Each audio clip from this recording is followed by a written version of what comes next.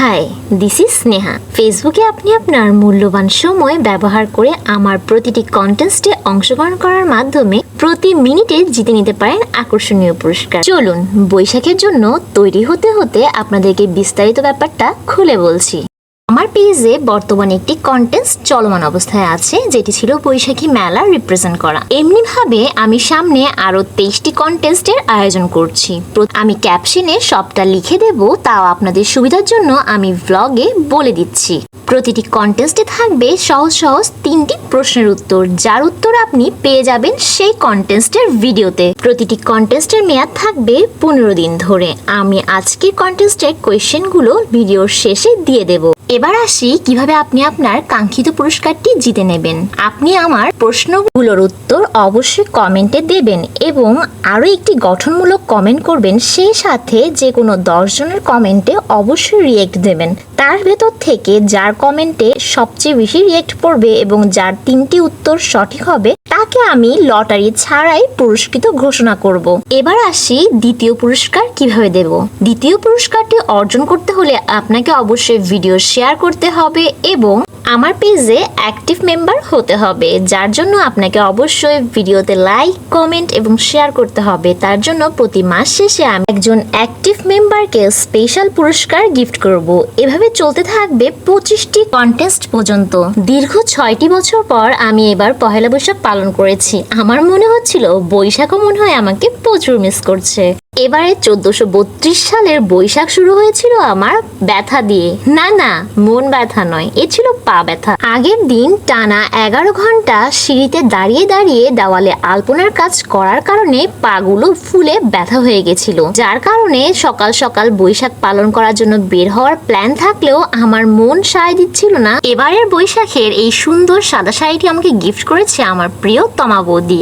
আর মাকে বলেছিলাম আমি একটি সুন্দর গামছা প্রিন্টের ব্লাউজ বানিয়ে দিতে, কিন্তু মায়ের হাতে একদম সময় না থাকায় শেষ ভরসা গামছাই হলো। মা আমাকে গামছা কেটে সুন্দর একটি ব্লাউজ বানিয়ে দিয়েছে। কি কথা পরে বলছি, আপনারা একটু এই পিচ্চি দুইটা নালিশটা শুনে নেন। গাইস দেখো, পিসির জন্য এখনো যাইতে পারছিস না, এখন 6টা বাজে। তোমরা বলো কি সাহস, কি সাহস ঢুকাচ্ছে, বের করতেছে, ঢুকাচ্ছে। দেখো দেখো তুমি কি করছো, দেখো তুমি কে গুছাবে বলা, গুছাইতে গুছাইতে 4 ঘন্টা লেগে যাবে। পিসি এখনো কি খুঁজতেছে।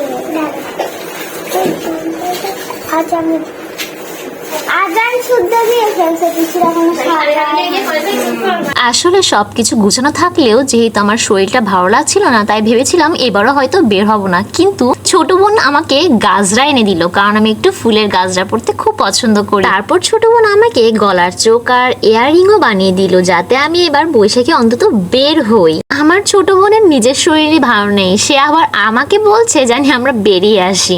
অবশেষে দুপুরবেলা ছোট বোনকে একটু পটিয়ে পাঠিয়ে দিলাম ওর ফ্রেন্ডদের সাথে, কিন্তু শেষ রক্ষা আর আমার হলো না। বোন চলে যেতে না যেতেই বৌদি এবং এই পিচ্চিগুলো আমার উপর ডিরেক্ট হামলা করলো। না, তাদের বের হতেই হবে। আসলে আমি না বের হলে ওদের পহেলা বৈশাখটাও জমে উঠবে না, এটা চিন্তা করে শেষমেশ আমিও রেডি হয়ে বেরিয়ে গেলাম। মানুষ যে টাইমে বাসায় ফিরছে বৈশাখ পালন করে, সেই টাইমে আমি বৈশাখ পালন করার জন্য বেরিয়েছি। ঘড়িতে ঠিক 6:30 বাজছিল।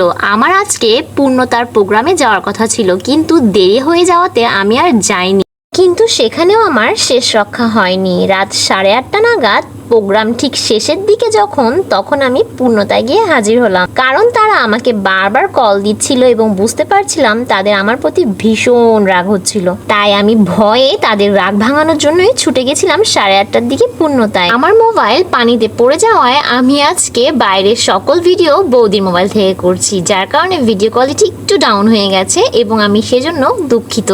6:30 নাগাদ আমরা চলে গেছিলাম সিআরবিতে। তখনও সেখানে মানুষের উপচে পড়া ভিড় ছিল। আমাদের পিচ্চিগুলো একদম আমার মতোই খাদক হয়েছে। রাস্তায় বের হলে তাদের শুধু আমার মতো হাবিজাবি খেতে ইচ্ছা করে। সিআরবি থেকে চলে আসি কাজের দেউরি চাট পয়েন্টে। ওখানে আমরা দই ফুচকা খেলাম, লেমন মিন্ট খেলাম এবং ওরা দুজন খেয়েছিল আমের শরবত। এখানে খাওয়া দাওয়া শেষ করে আমরা একেবারে ডিরেক্ট চলে যাব পূর্ণতায়। পূর্ণতায় আজকে বিভিন্ন রকমের সাংস্কৃতিক প্রোগ্রামের আয়োজন করা হয়েছিল। এই প্রচন্ড গরমে দই ফুচকা এবং লেমন মিন্ট ছিল একদম শেষ ভরসা। পূর্ণতা হলো যে কোনো শিল্পপ্রেমী মানুষের সবচেয়ে পছন্দের জায়গা। আপনি যদি আর্ট বা যে কোনো শিল্প করতে পছন্দ করেন বা ঘর সাজাতে পছন্দ করেন তাহলে আপনাকে অবশ্যই চলে যেতে হবে পূর্ণতায়।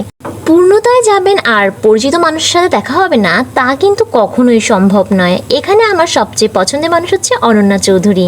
আর তারপর দেখা হয়ে গেল সুপ্তি মহাজন দিদির সাথে। এভাবে অনেকের সাথে দেখা হয়েছিল সেদিনকে। আর তখন প্রোগ্রামটা একদম শেষের দিকে ছিল, তাও দেখুন এখানে প্রচুর মানুষের ভিড়। আচ্ছা, আজকের কুইজের প্রশ্নগুলো এবার জেনে নিন। 1 নাম্বার প্রশ্ন, এটি বাংলা কত সাল চলছে?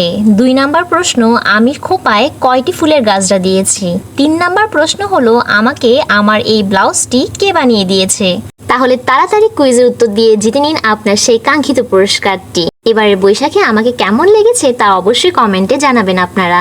নতুন বছর উপলক্ষে আমি আপনাদের সকলের জন্য নিয়ে এসেছি বিভিন্ন রকমের কন্টেস্ট প্রতিযোগিতা। এটি ছিল কন্টেস্ট নাম্বার 3। এরপরে আরো 20টি কন্টেস্ট আসতে চলেছে। তাহলে আপনার থেকে সকল তথ্য জানতে হলে আমার পেজে অবশ্যই প্রতিদিন ভিজিট করতে হবে। কার কার পহেলা বৈশাখ কেমন কেটেছে তা আপনারা আমাকে অবশ্যই কমেন্টে জানাবেন এবং কারা কারা পহেলা বৈশাখের দিন সিআরবি এবং পূর্ণতায় গেছিলেন তা আমাকে জানাতে নিশ্চয়ই ভুলবেন না। পায়ে ব্যথা নিয়ে শুধুমাত্র ভাইয়ের মেয়েগুলোর মুখে একটু হাসি ফোটানোর জন্য এই ক্লান্ত শরীর নিয়ে আজকে বেরিয়েছিলাম। এটা তো শরীর, রোবট নয়। সো আজকের মতো অনেক ক্লান্ত লাগছে। নেক্সট কোনো ভিডিওতে দেখা হবে। ততক্ষণ পর্যন্ত সবাই ভালো থাকবেন, সুস্থ থাকবেন। আজকের মতো টাটা।